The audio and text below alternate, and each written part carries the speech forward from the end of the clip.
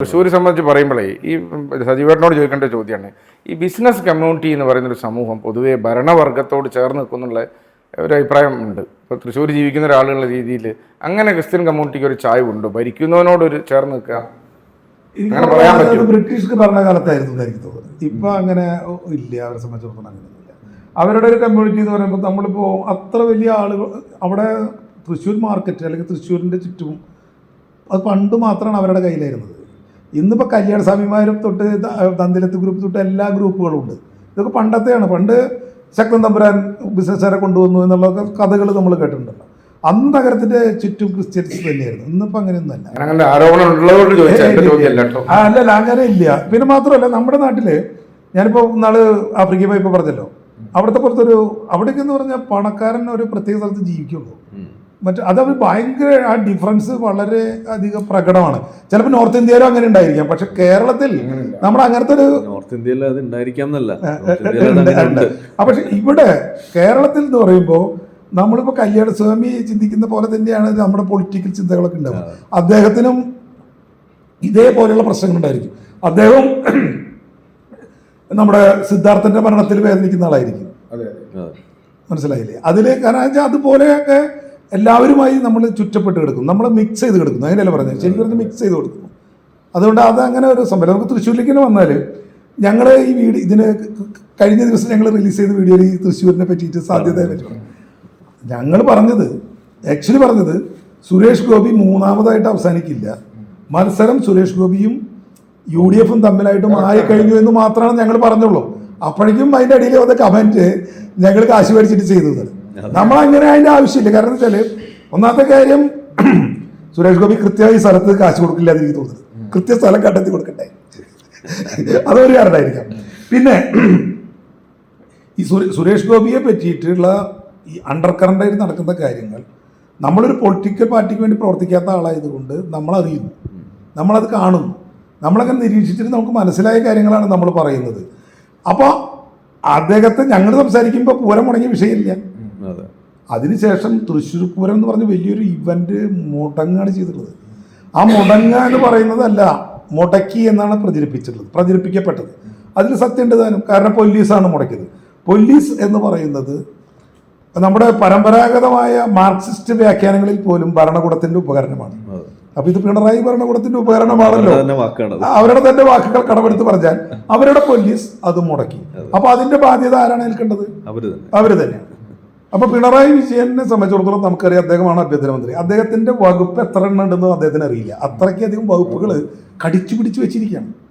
എന്നിട്ട് ശശി പൊളിറ്റിക്കൽ സെക്രട്ടറിയും വീണ വിജയനൊക്കെയാണ് പോലീസ് നോക്കുന്നത് എന്നാണ് പോലീസിൽ നിന്ന് നമുക്ക് കിട്ടുന്ന വിവരം. കുത്തുകൾ ഈ നമ്മുടെ പൂരത്തിന് വരുന്ന പോലീസ് 3500 വരുന്ന പോലീസിനെ അവിടെ അണിനിരത്തുന്നു. ഈ പോലീസിന് പരിചയമുള്ള പോലീസാണോ, പൂരത്തിന് വന്ന പോലീസാണോ, പൂരത്തിൻ്റെ ആചാരങ്ങളെ പറ്റി അറിയുന്ന പോലീസാണോ എന്നുള്ളത് ഇവർക്ക് നിർബന്ധമല്ല. ഈ കമ്മീഷണർക്ക് അതൊന്നും നിർബന്ധമല്ല. ഒരു ആചാരം എന്ന് പറയുന്നത്, ഈ ആചാരത്തിൽ നമുക്കൊരു ഒന്നും തോന്നില്ല, കാരണം നമ്മൾ ആചാരത്തിൽ ഇഷ്ടപ്പെടുന്ന ആളല്ല. പക്ഷെ തൃശ്ശൂർ പൂരം ആചാരങ്ങളുടെ പൂരമാണ്. തൃശ്ശൂർ പൂരത്തിൻ്റെ ഉള്ളിലുള്ള ആചാരങ്ങൾ അത് കാണാൻ വരുന്നവരെ ബാധിക്കാറുമില്ല. ക്രിസ്ത്യാനിയും മുസ്ലിമും ഹിന്ദുവും ഒരുമിച്ച് കൂടുന്ന സ്ഥലങ്ങൾ നമുക്ക് ഇല്ലാതായിക്കൊണ്ടിരിക്കുകയാണ്. നിങ്ങൾ അത് മനസ്സിലാക്കണം. ഇപ്പോൾ പാവർട്ടി പെരുന്നാൾ എന്ന് പറഞ്ഞൊരു ഇവൻ്റാണ് അവിടെ തൃശ്ശൂർ ഇതുപോലെ എല്ലാവരും ഒത്തുകൂടുന്നുണ്ടായിരുന്നത്. അതിൽ വെടിക്കെട്ട് പോയോടുകൂടി അതിൻ്റെ ശോഭ കെടുകയും അവിടെ ഇപ്പോൾ ആളുകൾ അങ്ങനെ ചെല്ലാത്ത ഒരു സ്ഥിതിയായി. പിന്നീട് ബാക്കി ഇപ്പോൾ തൃശ്ശൂർ നിലനിൽക്കുന്ന ഒരു സ്ഥലമാണ് ഈ പറഞ്ഞ ഈ തൃശ്ശൂർ പൂരം. ആ തൃശ്ശൂർ പൂരം എന്ന് പറഞ്ഞാൽ അത്രയും മതസൗഹാർദ്ദത്തിൻ്റെ ഇടയാണ്. പക്ഷെ ഹിന്ദുക്കളാണ് നടത്തുന്നത്. ഹിന്ദുവിലൊരു സവർണ ഗ്രൂപ്പാണ് അതിൻ്റെ നടത്തിപ്പ് എന്നൊക്കെ നമുക്കറിയാം. പക്ഷേ ആ പൂര കമ്മിറ്റി പോലും തെരഞ്ഞെടുപ്പിലൂടെ വരുന്ന ഒരു കമ്മിറ്റിയാണ്. ആ കമ്മിറ്റിക്ക് ചില അധികാരങ്ങളുണ്ട്. ഇതിപ്പോൾ എന്താ ചെയ്യുന്നത് വെച്ചാൽ, പൂരത്തിൻ്റെ ദിവസം ഭഗവതിയുടെ പൂരം വരുമ്പോൾ അവരങ്ങനെ പറയാം, തിരുവമ്പാടി ഭഗവതിനെ എഴുന്നള്ളിച്ചു എന്നൊക്കെ പറയാം. ആനകളുണ്ടാവും. പക്ഷേ ഈ ആനകളുടെ മുമ്പിൽ ഒരു വിളക്ക് പിടിക്കുക വാര്യരാണ്. അതും ഒരു ആചാരമാണ്. ഈ ആളെ പിടിച്ച് പോലീസ് തള്ളുകയാണ്. അവർക്കറിയൂ ഇത് ഈ ആനേരൊപ്പം അദ്ദേഹത്തിന് പോകുന്നതെന്ന് ഇവർക്കറിയില്ല. അപ്പോൾ ഇവർ ചെയ്യേണ്ടത് എന്താണ്? അറിയുന്ന ഒരു ആളെ അല്ലെങ്കിൽ കുറച്ച് ആളുകളെ അതിൻ്റെ ഒപ്പം നിയോഗിക്കണ്ടേ? ഇതൊന്നും ചെയ്തിട്ടില്ല. അപ്പോൾ ഇതുകൊണ്ട് എന്താ ഉണ്ടായെന്ന് വെച്ചാൽ പൂരം മുടങ്ങി പോലീസ് ചെയ്തു, അതിൻ്റെ മുഴുവൻ ഉത്തരവാദിത്വം ഈ ഗവൺമെൻറ് പേരിൽ വന്നു. സുനിൽകുമാറിന് അതിൻ്റെ എല്ലാ പാപഭാരവും അദ്ദേഹം സഹിക്കേണ്ടി വന്നു. സുനിൽകുമാർ എന്ന് പറഞ്ഞാൽ ആ പൂരത്തിൻ്റെ ഒരു പ്രധാനപ്പെട്ട ആളാണ്. പൂരം പലപ്പോഴും മുടങ്ങുന്ന സമയത്ത് അത് പൂരം മുടങ്ങുന്ന പറഞ്ഞാൽ വെടിക്കെട്ടിൻ്റെ പ്രശ്നങ്ങളൊക്കെ വരുമ്പോഴൊക്കെ പരിഹരിക്കാൻ പോകുന്ന ഒരു മനുഷ്യനാണ് അദ്ദേഹം. എന്നിട്ട് പോലും അദ്ദേഹം അതിൻ്റെ ശിക്ഷ ഏറ്റുവാങ്ങേണ്ട ഒരു സ്ഥിതി. നമ്മൾ അന്ന് സംസാരിച്ചപ്പോൾ അദ്ദേഹത്തിന് ജയസാധ്യതയാണ് നമ്മൾ പറഞ്ഞത്. അദ്ദേഹത്തിന് ജയസാധ്യത ഉണ്ടാവണം, ഇന്ന കാര്യങ്ങൾ ഉണ്ടാവണമെന്നൊക്കെ നമ്മൾ പറയുകയും ചെയ്തു. ഇന്നിപ്പോൾ എന്താണ് സ്ഥിതി? പൂരത്തിന് ശേഷം ഞങ്ങളന്ന് നിരീക്ഷിച്ച പോലെ മത്സരം UDFും സുരേഷ് ഗോപിയും തമ്മിലായി. ഞാൻ BJP തമ്മിൽ ഇത് പറയില്ല. കാരണം ഈ സുരേഷ് ഗോപിക്ക് വോട്ട് ചെയ്യുന്ന പല ആളുകളും പല കോൺഗ്രസ്സുകാരും അല്ലെങ്കിൽ കോൺഗ്രസിന് വോട്ട് ചെയ്യുന്നവരും മറ്റേ LDFിന് വോട്ട് ചെയ്യുന്ന ആളുകളൊക്കെയാണ്. അതുകൊണ്ട് തന്നെ സുരേഷ് ഗോപിനെ BJP ആയിട്ട് കാണുന്ന ഒരു വോട്ട് ചെയ്യില്ലല്ലോ. സുരേഷ് ഗോപിക്ക് വേറൊരു ഇമേജാണുള്ളത്, ഇവർ തകർത്തിട്ടും തകരാത്ത ഇമേജ്. സുരേഷ് ഗോപി വളരെ ബോധപൂർവമായി 5 വർഷം കൊണ്ട് നിർമ്മിച്ചെടുത്ത ഇമേജ്. ആൾ ഒറിജിനലായിട്ട് ഒരിക്കലും അങ്ങനെയാണെന്ന് ഞാൻ പറയാൻ പറ്റില്ല. കാരണം വെച്ചാൽ ഒരു 10-35 വർഷം സിനിമ മേഖലയിൽ നിന്ന ഒരു വ്യക്തി, ഒരു നടൻ, അതും ഒരു താരം, അയാൾക്ക് ഒരിക്കലും അങ്ങനെ സിമ്പിളാവാൻ കഴിയില്ല. അവരുടെ മേധാവിത്വ സ്വഭാവം എന്തായാലും ഉണ്ടായിരിക്കും. അതൊക്കെ അദ്ദേഹം മറച്ചു പിടിച്ചിട്ടാണ് ഇതൊക്കെ ചെയ്യുന്നത്. അതുകൊണ്ട് ഞാൻ വ്യാജ നിർബന്ധിത പറയുള്ളൂ. ഞാനൊക്കെ മന്ത്രിയായി കഴിഞ്ഞാൽ അറിയാമില്ല, വിവരം അറിയാമില്ല. അപ്പോൾ അവിടെ സുരേഷ് ഗോപിയുടെയും സുനിൽകുമാറിൻ്റെയും മത്സരം എന്ന രീതിയിൽ നിന്ന് ആദ്യഘട്ടത്തിൽ അങ്ങനെയായിരുന്നു. അതിൽ നിന്ന് സുരേഷ് ഗോപിയുടെയും മുരളീധരൻ എന്ന വ്യക്തിയുടെയും അങ്ങനെ മത്സരം മാറിയിട്ടുണ്ട്. സർവേയിലും സുരേഷ് ഗോപിക്ക് ആണ് ഭൂരിപക്ഷം കിട്ടുക നിങ്ങൾ തന്നെ പറഞ്ഞിട്ടുണ്ടായിരുന്നു. അതെ, സർവേയിൽ 1% വോട്ട് സുരേഷ് ഗോപി, തൊട്ട് പിറകിൽ മുരളീധരൻ, അതിന്റെ 2% വോട്ട് തുറകേറ്റ് സുനിൽകുമാർ, അങ്ങനെയാണ് കണ്ടത്. പക്ഷേ ഈ അവസാന നിമിഷം വരുന്ന ഫാക്ടേഴ്സ് ഒന്നും സർവേയിൽ നമ്മൾ പ്രചരിക്കാൻ പറ്റില്ല. ഉദാഹരണമായിട്ട് ഇപ്പോൾ കഴിഞ്ഞ കൊല്ലത്ത് ഒരു തവണ പരനാറിന്ന് പിണറായി വിജയൻ പറഞ്ഞ ഒരു സാധനം പ്രേമചന്ദ്രന് എന്തുമാത്രം വലിയ ആനുകൂല്യം കിട്ടി. മറ്റ് തെരുവമ്പറമ്പിൽ ഒരു വ്യാജ ബലാത്സംഗ കഥ മുസ്ലിം ലീഗുകാർ ഇറക്കിയിരുന്നു. ഒരു ബിനു ഒരു സ്ത്രീയെ ബലാത്സംഗം ചെയ്തു പറഞ്ഞ് ആ ബിനുവിനെ വെട്ടിക്കൊന്നു. തീർത്തും ഫേക്കായൊരു കഥയാണെന്ന് പിന്നീട് ബോധ്യപ്പെട്ടു. അതിൻ്റെ പേരിൽ തങ്കമണി മോഡൽ കേരളം മുഴുവൻ പ്രചരണം ഉണ്ടാവുകയും അവിടെയൊക്കെ ഇടതുപക്ഷത്തിന്റെ ഭരണം തന്നെ പോവുകയുണ്ട്. അപ്പോൾ ഇന്ത്യൻ പൊളിറ്റിക്സ് ഇങ്ങനെയാണ്, നമ്മൾ വിചാരിക്കുന്ന മാതിരിയല്ല ഇത് വർക്ക് ചെയ്യുന്നത്. നമുക്ക് വീണ്ടും ദേശീയ രാഷ്ട്രീയത്തിലേക്ക് ഒന്ന് പോവാം. അപ്പോൾ ആരാണ് പ്രധാനമന്ത്രിയാകാൻ യോഗ്യൻ എന്നൊരു ചോദ്യം ഈ പറഞ്ഞ നമ്മൾ ലോകനീതി പോൾ സർവേ ചോദിച്ചു. മോദി 48%, രാഹുൽ ഗാന്ധി 27%. ഒന്ന് നോക്കണം. അപ്പോൾ മോദി 48% എന്ന് പറയുമ്പോൾ അത് കുറവാണ് എന്ന് എനിക്ക് തോന്നുന്നത് ശരിക്കും. അപ്പോൾ തള്ളു വെക്കുമ്പോൾ 50%-ലും മേലെ വരണം. പക്ഷെ ഈ രാഹുൽ 27%ലേക്ക് കയറി എന്ന് പറയുന്നത് ഒരു അത്ഭുതകരമായ പ്രതിഭാസം. ഇവിടെ നമുക്കറിയാലോ, നിങ്ങൾ സർവേ എടുത്തപ്പോൾ നിങ്ങൾ മനസ്സിലായി, ഇന്ത്യ ഭരിക്കാൻ യോഗ്യൻ രാഹുൽ ഗാന്ധി എന്ന് പറയുന്ന ആളുകളാണ് മലയാളികൾ. രാഹുൽ ഗാന്ധിനെ അത് പറയുന്നു. പിണറായി വിജയൻ എന്ത് പപ്പു എന്ന് വിളിച്ചാലും രാഹുൽ ഗാന്ധി എന്ന് പറയുന്ന ആള് 2 ജോഡോ യാത്രകൾക്ക് ശേഷം 27% നിൽക്കുന്നു എന്ന് പറയുന്നത് ഒരു വലിയ നേട്ടമായിട്ടാണ് ഞാൻ കാണുന്നത്. നിങ്ങളെന്താ തോന്നുന്നത്? ഞാനത് അങ്ങനെയല്ല കാണുക. എനിക്ക് തോന്നുന്നു ഇത്ര കുറച്ച് ആയിട്ടുള്ള ഒരു കണക്കായിട്ടാണ് എനിക്കത്. 27? അതെ, അത് വളരെ കുറവായിരുന്നു. അതെ, അവിടെ നിന്നാണ് ജമ്പാണ് ഇത്. അല്ല, അതെന്താ വെച്ചാല് രാഹുൽ ഗാന്ധിയുടെ നേട്ടം മാത്രം ആകണമെന്നില്ല. ഇപ്പോൾ നമ്മൾ നേരത്തെ പറഞ്ഞ പോലുള്ള കുറേ ഫാക്ടേഴ്സ് ഇപ്പോൾ BJPയുടെ ഭാഗത്ത് നിന്ന് ഉണ്ടാകുന്നതിനെ കുറിച്ച് നമ്മൾ പറയുന്നുണ്ടല്ലോ. ഇപ്പോൾ മോദി അല്ലെങ്കിൽ BJP രണ്ടാമത് വരുന്നതിനെ കുറിച്ചുള്ള അഭിപ്രായങ്ങളും മാറുന്നു. 400 സീറ്റ് കിട്ടില്ല എന്ന് നമ്മൾ പറയുന്നത്. ഇതെല്ലാം വരുമ്പോൾ സ്വാഭാവികമായിട്ടും അവിടെയും ഒരു പ്രത്യേകിച്ച് ഈ മുസ്ലിം ജനവിഭാഗം അവരാണ് ഇതിൻ്റെ എതിർപക്ഷത്ത് നിൽക്കുന്ന ഏറ്റവും പ്രധാനപ്പെട്ട ഒരു ആളുകളായിട്ട് വരുന്നത്, പ്രതിഷ്ഠിക്കപ്പെടുന്നത്. മുസ്ലിങ്ങളുടെ വോട്ടിന് വേണ്ടി തന്നെയാണ് ഇവിടെ കടുപിടി. അങ്ങനെ വരുമ്പോൾ അവരിലൂടെയും ഏറ്റവും വലിയൊരു ആഗ്രഹം പുറത്തേക്ക് പ്രകടിപ്പിക്കപ്പെടുന്നത് രാഹുൽ ഗാന്ധിക്ക് അനുകൂലമായിട്ട് അവരാണ് സാധ്യത വരുന്നത്. അവര് തന്നെ ഒരു 18% ഉണ്ടല്ലോ. ഉണ്ട്. അപ്പൊ ആ ഒരു സംഗതി പക്ഷെ പോൾ എടുക്കുമ്പോ മുസ്ലിങ്ങൾ മാത്രമല്ലല്ലോ മാത്രമാവില്ല. പക്ഷെ അങ്ങനെ പറയാൻ പറ്റില്ല. മുസ്ലിങ്ങളിൽ അല്ലെങ്കിൽ അങ്ങനെ ഒരു സാധനം വരികയാണെങ്കിൽ പറഞ്ഞത് ശരിയായിരുന്നു. ചിലപ്പോൾ അങ്ങനെ ആവണമെന്നില്ല കേട്ടോ. എൻ്റെ ഒരു കാഴ്ചപ്പാട് പറഞ്ഞതേ ഉള്ളൂ. ആ ഒരു സംഗതി ഇവിടെ ബലമായിട്ട് നിൽക്കുന്നുണ്ട്. അല്ല, അതില് ഞാൻ എൻ്റെ ഒരു അഭിപ്രായം, രാഹുൽ ഗാന്ധിക്ക് ഈ പറഞ്ഞതിനേക്കാളും നല്ല ഇമേജ് ഉണ്ട്. ഇത് ഇവര് ഗോഡി മീഡിയ നിരന്തരമായി അയാളെ പപ്പുമോനാക്കി അങ്ങനെ മാറ്റിയെടുക്കുന്ന ഒരു സംഭവമാണ്. എന്തൊക്കെ പറഞ്ഞാലും നമ്മുടെ രാജ്യത്ത് ഞാനൊക്കെ കണ്ട ഏറ്റവും വലിയ അത്ഭുതം എന്ന് പറയുന്നത്, ഞങ്ങളൊക്കെ നിരന്തരം തെറി പറഞ്ഞ 91 ഉദാരവൽക്കരണമാണ്. നമ്മൾ ഇന്ന് ഇവിടെ സംസാരിക്കുന്നതും ഭക്ഷണം കഴിക്കുന്നത് പോലും ഉദാരവൽക്കരണം കൊണ്ടാണ്. അത് കൊണ്ടുവന്നത് മൻമോഹൻ സിംഗ് ആണ്. അതിൻ്റെ ഒരു തുടർച്ച ലോകത്തിലെ ഏറ്റവും വലിയ അത്ഭുതമായ ദാരിദ്ര്യ ലഘൂകരണ പദ്ധതികളുടെ അത്ഭുതമായ തൊഴിലുറപ്പ് പദ്ധതി കൊണ്ടുവന്ന കോൺഗ്രസ് ആണ്. അപ്പം ഞാനൊക്കെ എപ്പോഴും ആഗ്രഹിക്കുന്നത് രാഹുൽ ഗാന്ധിയെ പോലെ കരുത്തരായ ഒരു നേതാവ് പഴയ പോലെ ആവാതെ കൂടുതൽ ആക്റ്റീവായി, അയാൾക്ക് രാഹുൽ ഗാന്ധിക്ക് പെട്ടെന്ന് മെൻ്റൽ സ്ട്രെയിൻ വരുന്ന ആളാണ്, സമ്മർദ്ദങ്ങൾ താങ്ങാൻ പറ്റാത്ത ആളാണെന്നൊക്കെയാണ് മുമ്പ് ഉള്ള പ്രചരണം. എന്നാൽ അതൊക്കെ മാറി, അദ്ദേഹത്തിൻ്റെ ശരീരഭാഷകൾ മാറി. അയാൾ ഇന്ത്യ മുഴുവൻ നടക്കുന്നു, ആളുകളെ സ്നേഹത്തിൻ്റെ കട തുറക്കുന്നു പറയുന്നു, സ്നേഹത്തെക്കുറിച്ചും സൗഹാർദ്ദത്തെക്കുറിച്ചും പറയുന്നു. അപ്പോൾ അങ്ങനെയുള്ള ഒരു നേതാവ് വളർന്നു വരുന്നത്, അയാളെ എത്ര തന്നെ നിങ്ങൾ പുച്ഛിച്ചാലും അയാൾ കയറി വരുന്നുണ്ട്. അപ്പോൾ നോർത്തിലൊക്കെ നമ്മളെ മീഡിയകളെ ഒന്നടങ്കം ഒരു വിലക്കി വാങ്ങിയ മാതിരി അവസ്ഥയിൽ പോയി. ഒരാൾ പോലും കോൺഗ്രസിന് വേണ്ടിയില്ല. പരിതാപകരമായ അവസ്ഥയാണ്. പിന്നെ നമ്മൾ പറയാൻ വിട്ടുപോയ മറ്റൊരു കാര്യം എന്താണെന്ന് വെച്ചാൽ സജീവട്ട, അത് നിങ്ങളെ അഭിപ്രായം പറഞ്ഞ ഒരു കാര്യമാണ്. അതായത് ഈ തെരഞ്ഞെടുപ്പിൽ UDFിൻ്റെ കയ്യിൽ പണ്ട് ആന്റണി പറയുന്ന കാര്യം 5 നയാ പൈസ ഇല്ലാത്ത അവസ്ഥയാണ്. ഇപ്പോൾ കോഴിക്കോടൊക്കെ എനിക്ക് നേരിട്ടറിയാം. MK രാഘവൻ എന്ന ആളുടെ കയ്യിൽ തെരഞ്ഞെടുപ്പ് പ്രചരണത്തിന് കാര്യമായി ഒരു വകുപ്പില്ല. ആ സമയത്ത് എളമര കരിമ അവിടെ മുഴുവൻ നിറഞ്ഞിരിക്കുകയാണ്. മുഴുവൻ വ്യവസായ ലോബികളും CPMൻ്റെ കൂടെയാണ്. കോറിക്കാർ, കരിമണൽ മാഫിയ എല്ലാവരും CPMൻ്റെ കൂടെയാണ്. കോൺഗ്രസിന് ദേശീയ തലത്തിലും ഭരണമല്ല, ഇവിടെയും ഭരണമല്ല. പണം തെരഞ്ഞെടുപ്പിൽ നിർണായക ഘടകം തന്നെയാണ്. നമ്മൾ എന്തൊക്കെ സോഷ്യലിസം പറഞ്ഞാലും ഈ പണമില്ലായ്മ സഹായിക്കുന്ന പൈസ ഉണ്ടാവുള്ളൂ മാത്രമേ ഉള്ളൂ. അവരെ സുഹൃത്തുക്കളെ വഴിയും മറ്റു ഫണ്ടും ഒക്കെ എടുത്തിട്ടാണ് കൊണ്ടുവന്നത്. അപ്പം സജീവേട്ടനിൽ പറയാൻ പറ്റൂല, ഈ പണാധിപത്യം എന്ന് പറയുന്നത് നമ്മുടെ തെരഞ്ഞെടുപ്പിൽ അതിശക്തമല്ലേ. അതുകൊണ്ടാണല്ലോ നമ്മൾ സ്ഥാനാർത്ഥിയായിട്ട് ഇത് പിൻവലിക്കേണ്ടി വരും. കാരണം നമുക്ക് 95 ലക്ഷം രൂപ വരെയൊക്കെ ചെലവാക്കാന്നൊക്കെയാണ് പറയുന്നത് ഒരു സ്ഥാനാർത്ഥി. പക്ഷേ 9 കോടി 10 കോടി 15 കോടി വരെയാണ് ഒരാളുടെ ചെലവ്. അപ്പം നമുക്കൊരാൾക്ക് ഒരു സാധാരണ വ്യക്തിക്ക് ഒരിക്കലും ഈ ഇലക്ഷനിൽ നിൽക്കാൻ കഴിയില്ല, ഒരിക്കലും കഴിയില്ല. അങ്ങനെയല്ല ഈ വ്യക്തികൾക്ക് നിൽക്കാവുന്ന രീതിയിലല്ല നമ്മുടെ ഇലക്ഷൻ ഡിസൈൻ ചെയ്തിട്ടുള്ളത്. ഇതുപോലെ പണമൊക്കെ ഉള്ള ആളുകൾക്ക് മാത്രം നിന്നാൽ മതി എന്നുള്ള രീതിയിലാണ് ഈ ഇലക്ഷൻ ഡിസൈൻ. അല്ല, ഇതിലിപ്പോൾ ഈ രാഹുൽ ഗാന്ധിയുടെ കാര്യം പറഞ്ഞപ്പോൾ അവരുടെ പ്രകടന പത്രിക എടുത്ത് നോക്കിയാൽ തന്നെ അതിനകത്ത് ഈ അവരെഴുതി വെക്കുന്ന കാര്യങ്ങളിൽ പോലും ഒരു പരിധി വരേക്കും ഈ ന്യൂനപക്ഷം എന്ന് പറയുന്ന ഒരു പക്ഷത്തെ പ്രതിഷ്ഠിച്ച് തന്നെയാണ് അവരിപ്പോഴും ഇറങ്ങി തിരിച്ചിരിക്കുന്നത്.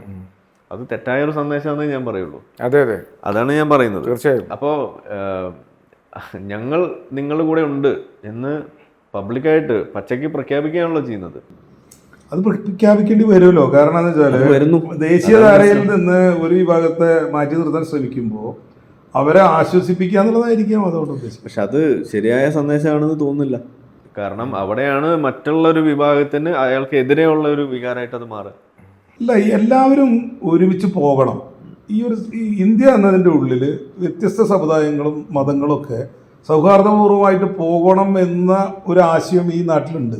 അതുണ്ട്. ആ ആശയമുള്ള ആളുകൾക്ക് ഈ ന്യൂനപക്ഷ സംരക്ഷണം എന്ന് പറയുമ്പോൾ അത്ര തോന്നില്ല. പക്ഷെ ഇത് യഥാർത്ഥത്തിൽ ന്യൂനപക്ഷമാണോ എന്നുള്ളതാണ് ഇവിടുത്തെ ചോദ്യം. ഇന്ത്യ എടുത്ത് നോക്കുമ്പോൾ ന്യൂനപക്ഷമല്ലേ? അങ്ങനെ നമുക്കൊരു ന്യൂനപക്ഷം എന്ന് പറഞ്ഞിട്ട് അവർക്ക് പ്രത്യേകമായ റിസർവേഷൻ കൊടുക്കുന്ന രീതിയിലേക്ക് പോകുമ്പോൾ അവിടെ റിസർവേഷൻ എന്ന് പറയുന്നത് ഇന്ത്യയില് റിസർവേഷൻ ഇല്ല. പക്ഷെ മുസ്ലിം വിഭാഗത്തിന് അത് കൊടുക്കുന്നത് പറയുന്നത് അല്ല, ആ രീതിയിലേക്കാണ് കാര്യങ്ങൾ പറഞ്ഞു വെക്കുന്നത്. അവർക്ക് പ്രത്യേകമായ പരിഗണനകൾ, അവരുടെ ഒരു ഉദാഹരണം പറഞ്ഞു കഴിഞ്ഞാൽ ഇപ്പോൾ യൂണിഫോം സിവിൽ കോഡ് അടക്കമുള്ള കാര്യങ്ങൾ.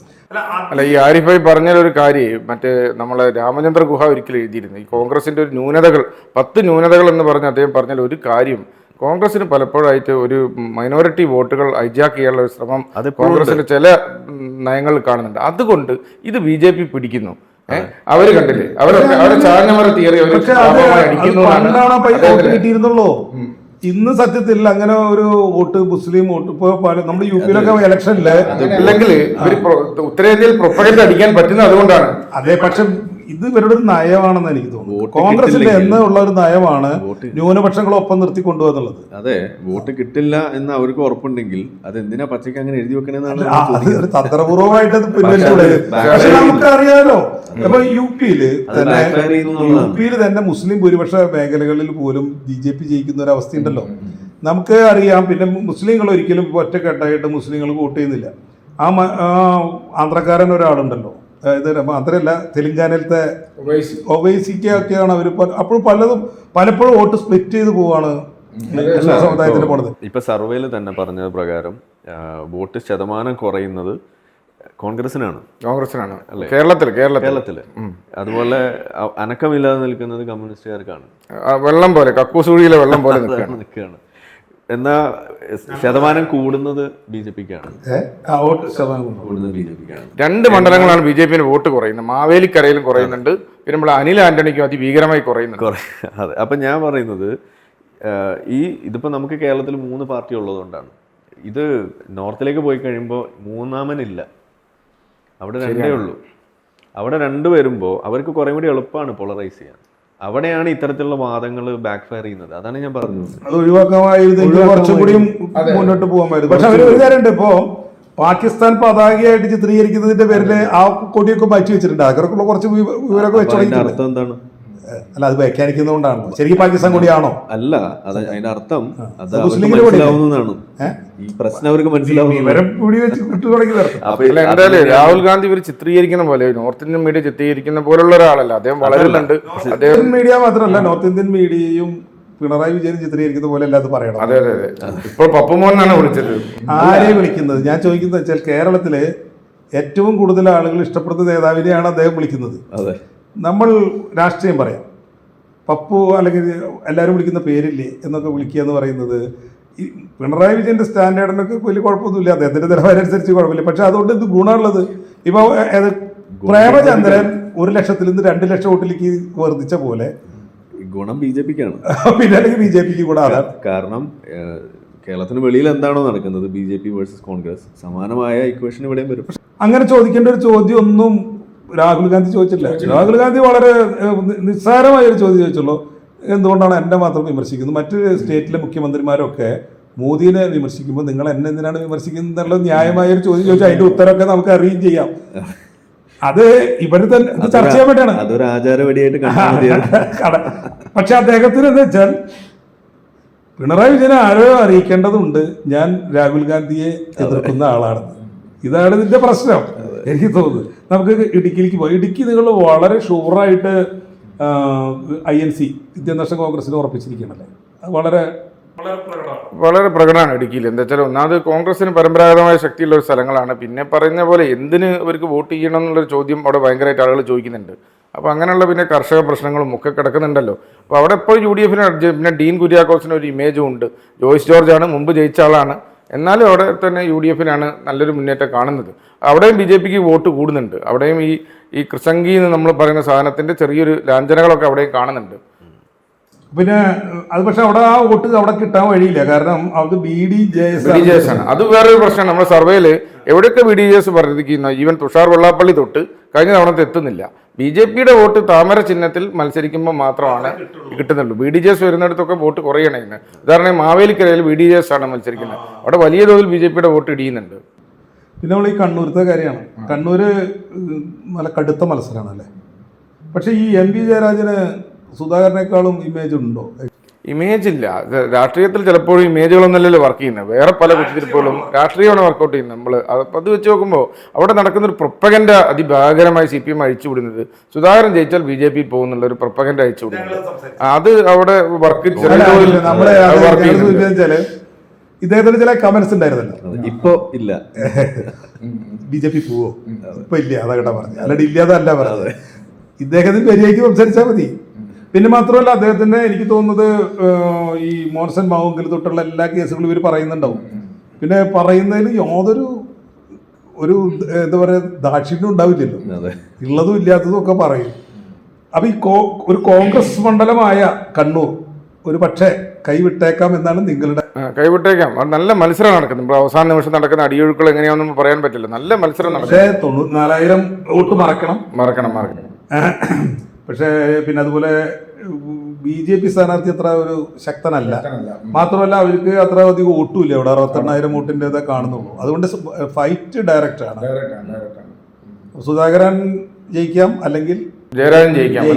BJPക്ക് യാതൊരു സാധ്യതയില്ല. കാസർഗോഡ് ഉണ്ണിത്താൻ ചെറിയ ശതമാനത്തിനാണ് വോട്ട് കാണുന്നത്, 2% വോട്ട്. അത് വരുന്നത് എങ്ങനെയാണെന്ന് വെച്ചാൽ ഈ പറയുന്ന CPMന്റെ പാർട്ടി അടിമ സ്വഭാവം പറഞ്ഞല്ലോ, ആ കോട്ടകളിൽ നിന്നാണ് ഈ വോട്ട് വരുന്നത്. അവരെ CPM സംബന്ധിച്ച് ഇതൊരു നിർണായകമായ തെരഞ്ഞെടുപ്പാണ്. അവർ അതിനുള്ള സകല ഫോഴ്സും അവർ പുറത്തെടുക്കുന്നുണ്ട്. ഗൾഫിൽ നിന്ന് ആളുകൾ വരുന്നുണ്ട്, പുറമേ നിന്ന് വോട്ട് വരുന്നുണ്ട്. കാരണം അവർക്ക് ഇതിൽ 7 സീറ്റെങ്കിലും 11 സീറ്റെങ്കിലും ലോക്സഭയിലേക്കും കിട്ടിയില്ലെങ്കിൽ അവർ ദേശീയ പാർട്ടി അംഗീകാരം പോകും. അപ്പം ബാലൻ പറഞ്ഞ പോണം മറ്റ് സംസ്ഥാനങ്ങളിൽ അവർ ഈനാമ്പേച്ചി മരപ്പട്ടി ചിഹ്നത്തിലോ കൊതുകുതിരിയിലൊക്കെ മത്സരിക്കേണ്ടി വരും. അപ്പോൾ അതുകൊണ്ട് അവരെ സംബന്ധിച്ച് ജീവൻ മരണ പോരാട്ടമാണ്. അപ്പോൾ അവർ പാർട്ടി കേഡർമാരൊക്കെ സജീവമാക്കും, പാർട്ടി കോട്ടകളൊക്കെ ഇളക്കും. വലിയൊരു ആൻറ്റി ഇൻകുമൻസി ഫാക്ടർ ഇല്ലെങ്കിൽ ഉണ്ണിത്താനോട് മുട്ടി നിൽക്കാൻ പറ്റിയൊരു സ്ഥാനാർത്ഥി. പക്ഷേ അതും വലിയ ഭൂരിപക്ഷം കാണുന്നില്ല, വെറും 2% വോട്ടുകൾ. അവിടെയും സുധാകരനോട് ഇറക്കി അതേ കളി തന്നെയാണ്. ഉണ്ണിത്താൻ കുറി മയക്കുന്നുണ്ട്. ആദ്യം കുറി തൊട്ട് കിടക്കുന്ന ഉണ്ണിത്താനായിരുന്നു, അയാൾ പിന്നെ മുസ്ലിം ഭൂരിപക്ഷ മേഖലയിൽ കുറി മയച്ചു. ഇങ്ങനെയുള്ള പ്രചരണങ്ങളൊക്കെ വന്നിട്ട് ഉണ്ണിത്താനുള്ള ഒരു അനുകൂല ഘടകം എന്താണെന്നറിയും, ആള് എല്ലാ ചോറൂണിനും കല്യാണത്തിനും എല്ലാം മരിപ്പിനും പോയിട്ടുണ്ട് എന്നുള്ളതാണ്. ഇതാണല്ലോ നമ്മുടെ കേരളത്തിലുള്ള ഏറ്റവും ഒരു ഒരു MP വീണ്ടും തുടരാനുള്ള ഏറ്റവും വലിയ യോഗ്യത. പിന്നെ പൊളിറ്റിക്സ് ആൾക്കെതിരല്ല, രാഷ്ട്രീയം എതിരാണെങ്കിൽ പിന്നെയും ചിലപ്പോൾ മാറ്റിവെക്കാം, പക്ഷേ ഇത് രാഷ്ട്രീയ പുള്ളിക്ക് അനുകൂലമാണ്. അപ്പോൾ ഈ ഘടകങ്ങളുണ്ട്. പിന്നെ അതുപോലെ തന്നെ ഈ BJP എന്ന് പറയുന്നത് വളരെ സ്ട്രോങ് ആയ ഒരു സ്ഥലമാണത്. പക്ഷെ ഇപ്രാവശ്യം വോട്ട് അത്ര കിട്ടൂ? 22% കാണുന്നുണ്ട് BJPക്ക്. അതെ, അവര് നന്നായി വോട്ട് പിടിക്കുന്നുണ്ട്, പിടിക്കുന്നുണ്ട്. പ്രാസംഗികയാണ്. പ്രാദേശിക ചില ആളുകളുണ്ടല്ലോ, നമ്മൾ പൊതുവേ ഒന്നും അറിയില്ല, പുറം ലോകത്തേക്ക് അറിയില്ല, പക്ഷെ ആ നാട്ടിൽ നല്ല ഹോൾഡ് ഉണ്ടാവും. പിന്നെ BJPക്ക് നല്ല, ഇവിടെ മഞ്ചേശ്വരത്തും കാസർഗോഡ് CPM 3-ാം സ്ഥാനത്താണല്ലോ, ഇടതുപക്ഷത്തിന് 3-ാം സ്ഥാനത്താണ്. 2-ാം സ്ഥാനത്ത് വരുന്നത് BJP ആണ്. കന്നഡ മേഖലകളിലൊക്കെ അവർക്ക് നന്നായി വോട്ട് പിടിക്കുന്നുണ്ട്. BJPക്ക് പിന്നെ മോഡിക്ക് ഒരു ഇമേജ് പോലെയാണ്. ഇവർ BJPക്ക് അല്ല വോട്ട് ചോദിക്കുന്നത്. സുരേഷ് ഗോപി ഒഴികെയുള്ള മുഴുവൻ സ്ഥാനാർത്ഥികളും മോഡിയാണ് പ്രൊജക്ട് ചെയ്യുന്നത്. ഞാൻ 2-3 BJPയുടെ സമ്മേളനങ്ങളൊക്കെ പോയി, അവിടെയൊക്കെ മോഡിയെ ജയിപ്പിക്കണം, മോഡി മോഡി മോഡി എന്ന് പ്രകടന പത്രികയിൽ പോലെ അവരതാണല്ലോ. സ്ഥാനാർത്ഥിയല്ല അവിടെ പ്രധാനം, മോദിക്ക് ഒരു ഇത് കണ്ടിട്ടാണ്. മോദിക്ക് അത്ര പേരൊന്നും ഇല്ല, പക്ഷെ ഇവര് അതാണ് പ്രചരിപ്പിക്കുന്നത്, മോഡിക്ക് ഒരു ഇമേജ് ഉണ്ട് എന്നാണ് അവരെ വിശ്വാസം. ഇനിയിപ്പോൾ അടുത്തൊരു മണ്ഡലം എന്ന് പറയുന്നത് ഈ UDFന്റെ ഭൂരിപക്ഷം എവിടെയാണ് കൂടുക എന്നുള്ള രീതിയിലുള്ളൊരു ഏറ്റവും കൂടുതൽ ഭൂരിപക്ഷം കിട്ടുന്ന UDFന് കിട്ടുന്ന മണ്ഡലം ഏതായിരിക്കുന്നു എന്ന് പറയുന്നതിൽ ഒരു മത്സരം സാധാരണ ഉണ്ടാവേണ്ട കാര്യമില്ല. കാരണം ഒന്ന് വയനാടായിരിക്കും, 4 ലക്ഷം വോട്ടിന്റെ ഭൂരിപക്ഷം അദ്ദേഹത്തിന് കിട്ടുമെന്ന് നമ്മൾ പ്രതീക്ഷിക്കുന്നുണ്ട്. പക്ഷെ അതേ ലെവലിൽ ഒരു ഭൂരിപക്ഷം കിട്ടാവുന്ന ഒരു സ്ഥലമായിട്ട് മാറുന്ന ഒരു സ്ഥലമാണ് കൊല്ലം. കൊല്ലത്ത് മുകേഷിന്റെ പരാജയം നിങ്ങൾ ഏകദേശം ഉറപ്പ് തന്നെയാണ് മുകേഷിന്റെ പരാജയം. ഒന്നാമത് ഒരു MLA ഉള്ള നിലയിൽ മുകേഷിനെ കുറിച്ച് അത്ര നല്ല അഭിപ്രായമില്ല. അവിടെ സ്ഥലത്ത് കിട്ടാറില്ല, നടനായി പോകുന്നു, അങ്ങനെയൊക്കെയുള്ള അഭിപ്രായം. പിന്നെ പ്രേമചന്ദ്രൻ എന്തൊക്കെ പറഞ്ഞാലും, പ്രേമലു എന്നൊക്കെ പറഞ്ഞ് അവരടിച്ച പോസ്റ്റർ ഏകദേശമൊക്കെ ശരിയാണ്. അയാൾ വലിയ ജനകീയനാണ്, ആളുകൾക്ക് അയാളെ വലിയ കാര്യമാണ്. ഇവരെന്തൊക്കെ പറഞ്ഞാലും പ്രേമലു എന്ന് പറഞ്ഞിട്ട് നല്ലൊരു പോസ്റ്റർ ഉണ്ട്. പ്രേമേന്ദ്രനെ ജയിപ്പിക്കാൻ വേണ്ടി രസകരമായിട്ടുള്ള സാധനങ്ങളുണ്ട്. അതുപോലെ തന്നെ അയാൾ വലിയൊരു ജനകീയൻ തന്നെയാണ് പ്രേമേന്ദ്രൻ. മാത്രമല്ല പാർലമെന്റിലേക്ക് നമ്മൾ ജയിപ്പിക്കേണ്ടത് നേരത്തെ പറഞ്ഞോണം കല്യാണത്തിന് പോകുന്നവനും സദ്യ ഉണ്ടെന്നവനും ചാവക്കാലയ്ക്ക് പോകുന്നവനും അല്ലല്ലോ. അവിടെ പോയി 4 വർത്താനം പറയാൻ കഴിയുന്ന ആംബിയറുള്ള. അങ്ങനെ നോക്കുമ്പോൾ ശശി തരൂരും പ്രേമേന്ദ്രനും ഒക്കെയാണ് പാർലമെന്റ് എത്തേണ്ടത്. അതുകൊണ്ട് ഇമേജ് പ്രേമേന്ദ്രൻ നല്ല കംഫർട്ടബിൾ ലീഡ് അദ്ദേഹം ചിലപ്പോൾ വർദ്ധിപ്പിക്കാനും സാധ്യത ഉണ്ടാവും. ഈ BJPയുടെ കൃഷ്ണകുമാറിനെ പറ്റി കൃഷ്ണ അതാണ് രസം. ഞാൻ അത്ഭുതപ്പെട്ടത് കൃഷ്ണകുമാർ നന്നായി വോട്ട് പിടിക്കുന്നുണ്ട്. അപ്പം BJPയുടെ ഒരു പ്രശ്നം മനസ്സിലാക്കുന്നത്, നല്ല കാൻഡിഡേറ്റ്സ് എവിടെ ഉണ്ടോ അവിടെയൊക്കെ BJPക്ക് വോട്ട് കൊടുക്കുന്നുണ്ട്. ശോഭാ സുരേന്ദ്രൻ വോട്ട് കൂട്ടുന്നുണ്ട്, കൃഷ്ണകുമാർ വോട്ട് കൊടുക്കുന്നുണ്ട്, രാജീവ് ചന്ദ്രശേഖർ വോട്ട് കൂട്ടുന്നുണ്ട്, അതുപോലെ ആറ്റിങ്ങൽ മുരളീധരൻ വോട്ട് കൂടുന്നുണ്ട്. കഴിഞ്ഞ സ്ഥാനാർത്ഥി പിടിച്ചുള്ള 1,87,000 പോകുന്ന പറയുന്നത് BJPന്റെ. ഞങ്ങളെ സർവേ പ്രകാരം 21-22% വോട്ട് കൃഷ്ണകുമാർ പിടിക്കുന്നുണ്ട്. അയാൾ നടന്നുള്ള രീതിയിൽ നല്ല രീതിയിൽ പോകുന്നുണ്ട്. പക്ഷെ അത് എത്രത്തോളം നമ്മളെ ബാലറ്റിലേക്ക് എത്തുന്നുള്ളത് അവസാനം പറയാൻ പറ്റുള്ളൂ. CPMന്റെ കാൻഡിഡേറ്റോ UDFന്റെ കാൻഡിഡേറ്റോ മോശമായാൽ അവിടെ BJPക്ക് വോട്ട് കൂടുന്നുണ്ട് എന്നുള്ളതൊരു വലിയ സത്യമാണ്. നമ്മളത് വോട്ട് മറക്കുന്നതല്ല, ആളുകൾ അങ്ങോട്ട് വോട്ട് ചെയ്യണം. അപ്പോൾ നമ്മൾ ഉദാഹരണമായിട്ട് നേമത്ത് ഒരു വട്ടം ജയിക്കേണ്ടായ കാരണം അതാണല്ലോ. UDF നിർത്തിയ സ്ഥാനാർത്ഥി, UDF എന്ന് പറഞ്ഞാൽ കോൺഗ്രസിന്റെ സ്ഥാനാർത്ഥി അല്ല, അത് കോൺഗ്രസ് ഒരു ഘടകകക്ഷിക്ക് കൊടുത്ത സ്ഥാനാർത്ഥിയാണ്. ആളെന്തോ അവിടുന്ന് ആ പാർട്ടി എന്തോ അവിടുന്ന് കുറച്ച് പൈസ മേടിച്ചിട്ട് ഒരു അപ്രധാനനായ ഒരു മനുഷ്യനെ വെച്ചു. അയാൾ മുമ്പ് MLA ഒക്കെ ആയിരുന്നു തോന്നുന്നു. പക്ഷെ കോൺഗ്രസ് UDFന്റെ കാൻഡിഡേറ്റിന് വോട്ടില്ല, കംപ്ലീറ്റ് BJPക്ക് പോയി. അങ്ങനെയാണ് നമ്മുടെ രാജഗോപാൽ ജയിക്കുന്നത്. അപ്പോൾ ആ രീതിയിൽ ഉള്ള കാൻഡിഡേറ്റുകൾ വെച്ചാലാണ് പ്രശ്നം. ഇപ്പൊ മുകേഷ് എന്ന് പറയുന്ന കാൻഡിഡേറ്റ് ആക്ച്വലി മോശം കാൻഡിഡേറ്റ് ആണെന്ന് ആദ്യം തന്നെ അറിയാം. അപ്പോൾ ആ കാൻഡിഡേറ്റിനെ വെച്ച നിലയ്ക്ക് അവിടെ കുറേ വോട്ടുകൾ CPMന്റെ പോകാനുള്ള വഴിയുണ്ട്.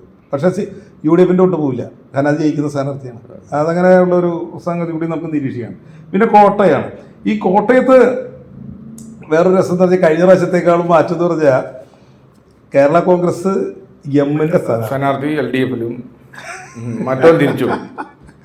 ഈ CPM-ന്റെ കൂടെ മാണി ഗ്രൂപ്പ് വന്നുകൊണ്ടപ്പോ കാര്യം ഉണ്ടാവില്ല എന്നാണോ നിങ്ങൾ പറയുന്നത്? അതിൽ എന്താ വെച്ചാല് അത് വോട്ടർമാരെ അങ്ങനെ അങ്ങോട്ട് ഇവര് മാറുന്ന മാതിരി വോട്ടർമാരൊക്കെ മാറാൻ പറ്റില്ലല്ലോ. ഇവർക്ക് ഇപ്പൊ ഇന്ന് പറഞ്ഞു മുന്നണി മാറാവുന്ന പോലെ തന്നെ മാറാൻ പറ്റില്ല. അവിടെ ഒരു UDF മനസ്സിലൊരു മണ്ഡലമാണ് അവിടെ പരമ്പരാഗതമായി തന്നെ. അപ്പോൾ അവിടുത്തെ കർഷകരും ആ രീതിയിൽ തന്നെയാണ് ചിന്തിച്ചു പോകുന്നത്. അപ്പം പിന്നെ മാത്രമല്ല ഈ ഭരണവിരുദ്ധ വികാരം അവിടെ ബാധിക്കുന്നുണ്ട്. ഈ പറയുന്ന വിലയിടിവും തകർച്ചയും അതൊക്കെ നല്ല രീതിയിൽ ഇടതുപക്ഷത്തിന് ദോഷം ചെയ്യുന്നുണ്ട്. പക്ഷേ മറ്റേയാളും ആടിളക്കി പ്രചരണം നടത്തുന്നുണ്ട് അവിടെ കോട്ടയത്ത്. പക്ഷേ എന്നാലും നമ്മൾ സർവേ പ്രകാരം സേഫായിട്ട് UDF ജയിക്കുന്ന ഒരു സ്ഥലമാണ് കോട്ടയം. ഇത് നമുക്ക് വീണ്ടും ദേശീയ രാഷ്ട്രീയത്തിലേക്ക് പോകുമ്പോൾ ഞാൻ വീണ്ടും ആ ലോകനീതി സർവേയിലേക്ക് പോകണം കേട്ടോ. ശരിക്കും ഒരു ഇന്ത്യക്കാരൻ എന്ന രീതിയിൽ, മലയാളി എന്ന രീതിയിലല്ല, ഒരു ഇന്ത്യക്കാരൻ എന്ന രീതിയിൽ നമുക്ക് നാണിച്ച് അല്ലെങ്കിൽ നാണം തോന്നേണ്ട ഒരു റിസൾട്ട് ഒരു ചോദ്യത്തിന് കിട്ടിയിട്ടുണ്ട്. മോദിയുടെ ഏറ്റവും പ്രശംസനീയമായ വർക്ക്, അവരുടെ പെർഫോമൻസ് ഏറ്റവും നന്നായി കാഴ്ച വെച്ചിട്ടുള്ളത് ഏത് ഫീൽഡിൽ എന്നുള്ള ചോദ്യത്തിൽ രാമക്ഷേത്ര നിർമ്മാണത്തിന് 23% വോട്ട് കിട്ടിയിരിക്കുകയാണ്. പ്രതീക്ഷിച്ചതാണ്. പക്ഷെ നമ്മൾ കഴിഞ്ഞതിൽ ക്ഷേത്രം പണിതതോടെ അതിന്റെ പേരുള്ള വോട്ട് പോയതാണ് നമ്മൾ തിരിച്ചത്. അതൊരു ഇലക്ഷൻ വിഷയമല്ല, ഇത് തീർന്നു. അത് ഇപ്പോഴും നമുക്ക് അതിലാണ് നിൽക്കാം അല്ലെ, പേരിൽ വോട്ട് പിടിക്കാൻ കഴിയില്ല. പക്ഷെ അതൊരു രാമക്ഷേത്ര നിർമ്മാണം മോദിയുടെ ഭയങ്കര ഒരു ഇതായിട്ടത് കാണാം. അത് ശരിക്കും പറഞ്ഞാൽ ഒരു മതേതര മനസ്സുള്ള ആളുകളെ സംബന്ധിച്ചിടത്തോളം എനിക്കിന്നത് എന്താ പറയുക, നാണക്കേട് തോന്നുന്നൊരു വിഷയമായിട്ട് തോന്നും. നമുക്ക് പല പല സംഭവങ്ങളുണ്ട് റിലേറ്റഡ് ടു എംപ്ലോയ്മെന്റ്, തൊഴിൽ. ആ കാലത്ത് പുള്ളി എന്തെങ്കിലും ചെയ്തിട്ടുണ്ടോ എന്ന് മോസ്റ്റ് അഡ്മയർഡ് വർക്ക്. അതിൽ ഈ പറഞ്ഞ ആളുകൾ തന്നെ പറയുന്നത് വെറും 9% പെർഫോമൻസാണ് അദ്ദേഹത്തിന് കഴിക്കുക. 9% ആളുകൾ മാത്രമേ അതൊരു പറയത്തുള്ളൂ. അതുപോലെ തന്നെ ഈ ദാരിദ്ര്യ നിർമ്മാർജ്ജനത്തിന്റെ ഘടകത്തിൽ 8% വോട്ടേ ആൾക്ക് കിട്ടുന്നുള്ളൂ. അതായത് അദ്ദേഹത്തെ അംഗീകരിക്കുന്ന ആളുകൾ പറയുന്നതാണ്. അതുപോലെ തന്നെ ഇന്റർനാഷണൽ ഇമേജ് ഇന്ത്യയുടെ അത് 8%-ലേക്ക് വരുന്നുള്ളൂ. അതുപോലെ റോഡ് മറ്റുള്ള സംഭവങ്ങളിലൊക്കെ ഉണ്ടാക്കിയെന്ന് നമ്മളിവിടെ കേരളത്തിലെ ആളുകൾ ഇരുന്ന് പറയുന്നുണ്ടെങ്കിലും മൊത്തമുള്ള റിപ്പോർട്ടിൽ 5% മാർക്കാണ് അദ്ദേഹത്തിന്റെ പെർഫോമൻസിൽ കൊടുക്കുന്നത്. ഹിന്ദുത്വ ഐഡിയോളജി ഇന്ത്യ ഇത്രയ്ക്കും വ്യാപകമാക്കി എന്നതിൻ്റെ പേരിലും 5% വോട്ട് മാത്രമേ അദ്ദേഹത്തിന് കിട്ടുന്നുള്ളൂ. അതുപോലെ എക്കണോമിക് ഗ്രോത്ത് ഈ പറയുന്ന കണക്കൊക്കെ ഉണ്ടെങ്കിൽ 2% പേര് മാത്രമേ ചെയ്യുന്നുള്ളൂ. എന്നിട്ട് കൊടുക്കുന്നത് 23% ഒരു അമ്പലം, അതും ഒരു പള്ളി ഇരുന്ന സ്ഥലത്ത് അവരുടെ ഹൃദയം തകർത്തുകൊണ്ട് പടന്ന ഒരു സ്ഥലം. അതിന്റെ കാരണം എന്താണെന്ന് ആലോചിച്ചിട്ടുണ്ടോ? എനിക്ക് തോന്നുന്നത് ഇപ്പൊ നമ്മളിപ്പോ ഈ പറയുന്ന ഓരോ വിഷയങ്ങൾ എടുക്കുക. ഇപ്പൊ റോഡിന്റെ കാര്യം നമ്മൾ എടുക്കുകയാണെങ്കിൽ മലയാളികളെ സംബന്ധിച്ചിടത്തോളം നമ്മളുടെ ഗ്രാമീണ റോഡുകളൊക്കെ ഒരു നല്ല നിലവാരത്തിലേക്ക് വന്നിട്ട് വർഷങ്ങളായിട്ടുണ്ട്. നമുക്കില്ലാതെ ഇരുന്നൊരു സാധനം ഒരു നല്ല ഒരു ഹൈവേ സംവിധാനമായിരുന്നു. ഇപ്പം അതും കൂടി നമുക്ക് ആയി എന്നാണ് നമ്മൾ പറയാം. അതേസമയം നോർത്തിലേക്ക് പോകുമ്പോൾ അവിടെ ഹൈവേ സംവിധാനങ്ങൾ പണ്ടേ ഉണ്ട്, അത് കൂടുതൽ വികസിക്കുന്നു. പക്ഷേ ഗ്രാമീണ മേഖലയിലേക്ക് പോയി കഴിഞ്ഞാൽ റോഡില്ലാത്ത അവസ്ഥയാണ്. അതിപ്പോഴും അങ്ങനെ തന്നെയാണ് പല സ്ഥലങ്ങളിലും. അതെ. അപ്പോൾ നമ്മുടെ നാട്ടിൽ നിന്നിട്ട് ഒരാളോട് ഇത് ചോദിക്കുമ്പോഴും കേരളത്തിന് വെളിയിൽ നിന്ന് ചോദിക്കുമ്പോഴും അതിൽ പെർസെപ്ഷനിലെ ഡിഫറൻസ് വരുന്നത് ഒരു കാരണം അതാണ്. ഇനി അതേപോലെ ഇപ്പോൾ അൺഎംപ്ലോയ്മെൻറ്റിൻ്റെ വിഷയം എടുത്തു കഴിഞ്ഞാൽ ഇതൊന്നും നമുക്ക് ജനങ്ങളെ സംബന്ധിച്ചിടത്തോളം അവരുടെ ആ വ്യൂ പോയിന്റിൽ നിന്ന് അവരുടെ പെർസ്പെക്റ്റീവിൽ നിന്നിട്ട് അതിലൊരു അക്കംപ്ലിഷ്മെന്റ് അളക്കാൻ കഴിയില്ല. കാരണം ഒരു കംപ്ലീറ്റ് പിക്ചർ ഇല്ല. അല്ല, നമ്മുടെ സമൂഹത്തിൽ ഇപ്പോഴും മതത്തിനും അതിന്റെ വിശ്വാസങ്ങൾക്കുള്ള ഒരു പ്രാധാന്യം, അത് ഞാൻ അതിനേക്കാൾ കൂടുതൽ കാണുന്നത് അങ്ങനെയാണെന്നുണ്ടെങ്കിൽ ഹിന്ദുത്വ ഇമേജ് ബിൽഡ് ചെയ്യുന്നതിന് അവർക്ക് കൂടുതൽ കിട്ടണമായിരുന്നു. അത് കിട്ടിയിട്ടുമില്ല. അപ്പൊ അതിന്റെ അർത്ഥം എന്താന്ന് പറഞ്ഞു കഴിഞ്ഞാൽ ഞാൻ മനസ്സിലാക്കുന്നത്, ഞാൻ അങ്ങോട്ടൊന്ന് പറയാം, രാമൻ ഒരു ബോധി വരുന്നതിന് മുമ്പ് ഇന്ത്യയിൽ ഉണ്ടായിരുന്നു. അതെ, അതുകൊണ്ടായിരിക്കാം. അതെ, രാമനും ഉണ്ടല്ലോ ഇവിടെ. അങ്ങനെയാണല്ലോ അവരുടെ കാഴ്ചപ്പാട് തന്നെ. ഇപ്പൊ ഈവൻ BJP ലേറ്റ് എൻട്രി ആണല്ലോ ഈ രാമക്ഷേത്ര വിഷയത്തിലേക്ക്. ആദ്യം വന്നിരുന്ന ആളുകൾ ഇതിന് മുന്നേ മുതലെടുത്തുകൊണ്ടിരിക്കുന്നതിന്റെ ഇടയിൽ ഇവരതിനെ അവസാനിപ്പിച്ച ആളുകളായിട്ടാണ് സത്യത്തിൽ അവരതിനെ കാണുന്നത്. ആ പ്രശ്നത്തിന് ഒരു വിരാമം പറഞ്ഞ ആളുകൾ. രാമജന്മഭൂമി കേസ് ഏറ്റെടുത്തതൊന്നും BJP അല്ലല്ലോ, അതിന്റെ തന്നെ തുടർച്ച.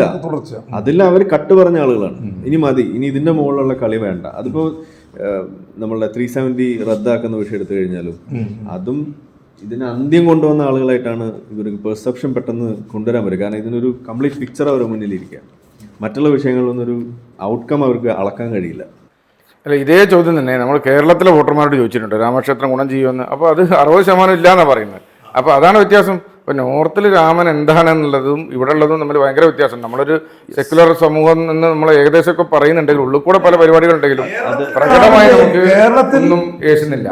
കേരളത്തിൽ രാമൻ ദൈവമാവുന്നത് രാമായണ സീരിയലിന് ശേഷം. അതുവരെ അദ്ദേഹം ഒരു മനുഷ്യനായിരുന്നു. അദ്ദേഹം മനുഷ്യൻ എന്ന് പറഞ്ഞാൽ എന്തോ കൂടുതൽ കഴിവുള്ള ഒരാളെന്നുള്ള രീതിയിൽ നമ്മൾ അമ്പലമൊക്കെ ഉണ്ട്. കാരണം നമ്മൾ സാധാരണ മനുഷ്യരെ കുറ്റപ്പെടുത്തുന്ന പോലെ കുറ്റപ്പെടുത്തിയിരുന്ന നമ്മുടെ കൂടെ ഉണ്ടായിരുന്ന ഒരാളാണ്. നമ്മളൊരു ഹിന്ദു വീട്ടിൽ ജനിച്ച ആളായതുകൊണ്ട് പറയാണ്. അദ്ദേഹത്തിന്റെ ഗുണങ്ങൾ ഇപ്പൊ രാവണനെ കൊന്നു അല്ലെങ്കിൽ ഇതൊക്കെ പറയുന്നുണ്ടല്ലോ, അതൊക്കെ പറയാറുണ്ടെങ്കിൽ തന്നെ ഒരു പൂർണ്ണ ഗർഭിണിയായ ഒരു സ്ത്രീയെ കാട്ടിൽ കൊണ്ടുപോയി ഉപേക്ഷിച്ചോ അതിന്റെ പേരിൽ കുറ്റം പറയാറുണ്ട്. അതുപോലെ ബാലിനെ ഒളിഞ്ഞ് ചെയ്തു. ഇതൊന്നും നെറിവുള്ളവർക്ക് പറ്റില്ല എന്ന് പറയാം.